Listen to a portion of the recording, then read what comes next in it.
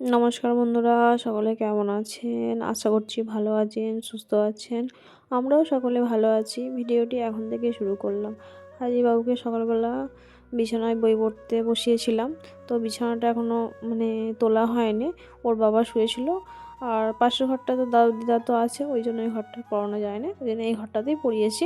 তো বই পড়েছে, বই পড়ে উঠে চলে গেছে। আর এখানে বই, ব্যাগ, খাতা, এগুলো সব আমি একটু ভালো করে গুছিয়ে রেখে দিচ্ছি। তো বই ব্যাগগুলো গোছানোর পর আমার বিছানাটা ভালো করে গুছিয়ে নেব। তো বাবুর ব্যাগটা তো গুছিয়ে রেখেছি, তারপর নিজের বিছানাটা একটু ভালো করে গুছিয়ে নিচ্ছি। সকালবেলা বাসি বিছানাটা পড়ে থাকলে ঠিক ভালো লাগে না। সন্ধ্যের বাবা একটু বেলা করে ওঠে, ওই জন্য একটু বেলা হয় বিছানাটা আমার তুলতে। আর তারপরে বাবু তো আজকে ছুটির বার, বাবু বই পড়েছে, তো ওই জন্য একটু বেলা হলো।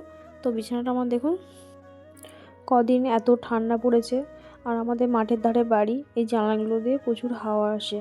তো জানলায় তখনও পর্দা লাগানো হয়নি, ওই জন্য জানলাটা, এইদিকে জানলাটা, বিছানার দিকে জানলাটায় আমি একটা কাপড় দিয়ে দিয়েছি, যাতে ঠান্ডাটা রাত্রিরে না ঠান্ডাটা খুব লাগছে, ওই জন্য কাপড়টা দিয়ে দিলে অতটা ঠান্ডাটা আর লাগে না।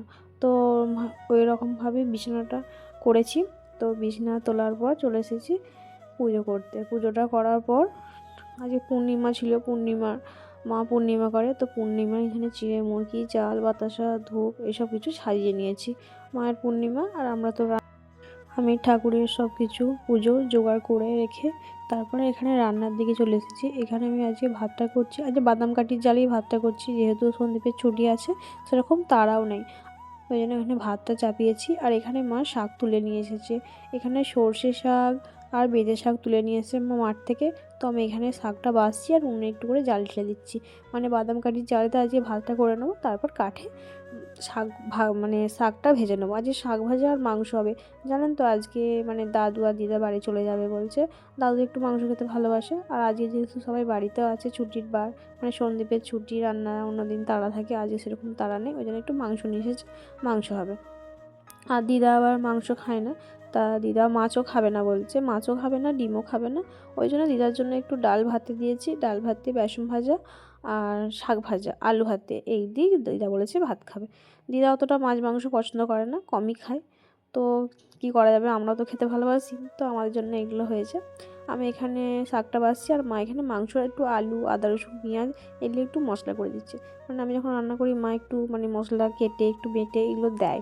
তো ভাত হওয়ার পর ভাতটা নামিয়ে রেখে এখানে আমি মাংসটা চাপিয়ে দিচ্ছি, পেঁয়াজগুলো ভাজছি, আর এখানে মাংসর আলুগুলো আগে ভেজে নিয়েছি। এ দেখুন মা আদাটা বেটে দিয়েছে, মশলাটা করে দিয়েছে। শাকটা তো আগেই ভাজা হয়ে গেছে, তো ভেজে রেখে দিয়েছি, তারপর মাংসটা হলেই তারপরে রান্না আমার শেষ হয়ে যাবে। এখানে পেঁয়াজটা ভাজা ভাজা হচ্ছে, প্রায় লাল লাল একটু পেঁয়াজটা হয়ে গেছে, কালার এসে গেছে, তারপর মাংসগুলো দিয়ে দিচ্ছি, দিয়ে মাংসটা পেঁয়াজটা একসাথে ভেজে নেব। আমি এখানে মাংস রান্না করছি, আর মা আমাকে আলুগুলো কেটে দিয়ে মা একটু খাবার করে নিয়েছে। মা নিজের একটু আলুর তরকারি করেছে, আর একটু পরোটা করেছে, গ্যাসেই করে নিয়েছে মা। আমি এখানে যেহেতু রান্না করছি, ওই জন্য মা নিজেই করে নিয়েছে। তো পুজো তো ওখানে হয়ে গেছে, আর মা এখানে খাবার করে এবার খেতে বসবে। আর আমাদের তরকারি তো এখানে হচ্ছে, দাদিয়া বাড়ি যাবে, একটু তাড়াতাড়ি করে রান্না করতে হবে, শীতের বেলা, আর রোদ সেরকম থাকে না, আবার গাড়িতে যাবে, একটু হাওয়া লাগবে, ওই জন্য একটু তাড়াতাড়ি করে রান্না করে নিচ্ছি।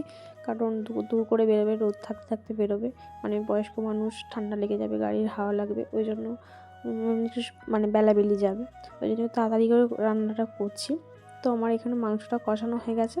তো কষানোর পর আমি আলুগুলো ভেসে থাকা আলুগুলো দিয়ে দিচ্ছি, তারপর একটু কষে নেওয়ার পর জল ঢেলে চাপা দিয়ে দেবো, তাহলেই আমার রান্নাটা ওখানে প্রায় শেষ হয়ে যাবে।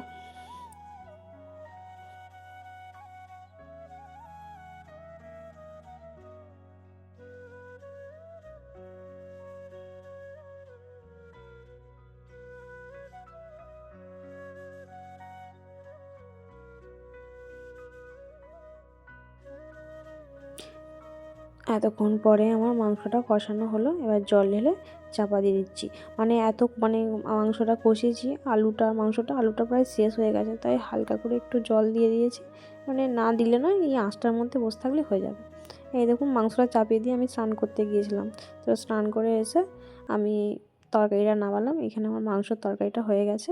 এবার দাদুদাকে এই টেবিলের মধ্যে খেতে দিয়ে দেবো, দাদু আর ছাদে যাবে না বলছে, এখানেই খেয়ে নেবে, তো ওদেরকে খেতে দিয়ে দিই। তো ওই ভিডিওটা আর করা হয়নি, খেতে দেওয়ার ভিডিওটা। তো খাওয়া দাওয়ার পর একটু রেস্ট নিয়ে দাদুদিদা তো বেরিয়ে পড়েছে যাওয়ার জন্য। তো ভিডিওটা এখানেই শেষ করলাম, দেখা হচ্ছে পরের একটি ভিডিও। ততক্ষণ আপনারা সুস্থ থাকুন, ভালো থাকুন, সাবধানে থাকুন। দেখা হচ্ছে পরের একটি ভিডিওটি ভালো লাগলে লাইক করবেন, কমেন্ট করবেন, চ্যানেলটিকে সাবস্ক্রাইব করে পাশে থাকবেন।